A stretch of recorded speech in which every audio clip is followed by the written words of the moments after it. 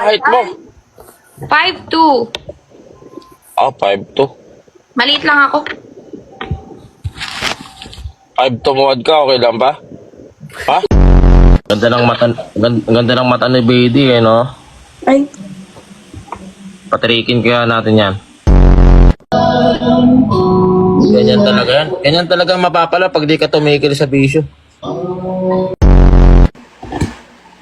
Ano gagawa mo? Para ka nakapilok ka. Ha? Hanabi. Ay, yun eh. Wala na. Nangyari.